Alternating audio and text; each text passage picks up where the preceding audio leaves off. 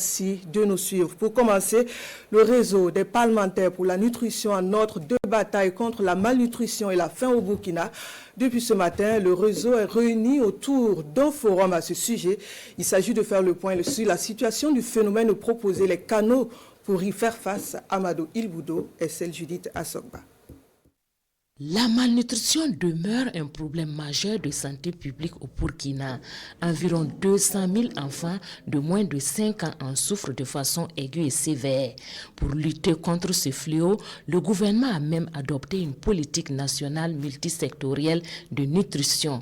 Les parlementaires, eux aussi, se lancent dans le combat à travers le réseau des parlementaires pour la sécurité nutritionnelle REPASSEN. L'objectif du réseau, vraiment, c'est de plaider pour une budgétisation vraiment sensible à la nutrition, plaider pour améliorer ou augmenter l'allocation budgétaire en faveur de la nutrition au niveau du budget de l'État.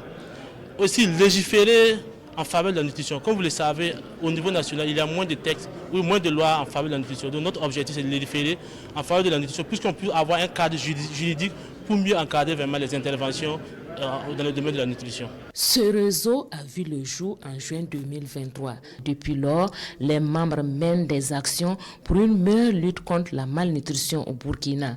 Et pour y arriver, il y a nécessité de renforcer leurs capacités sur la nutrition, notamment sa vision multisectorielle.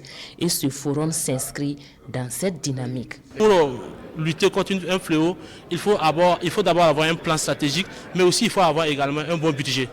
Et actuellement, le budget de la loi de la nutrition est suffisant. Et l'État s'est engagé à allouer 3% de son budget à la nutrition. Et malheureusement, selon les données de 2019, nous sommes à 1,12%.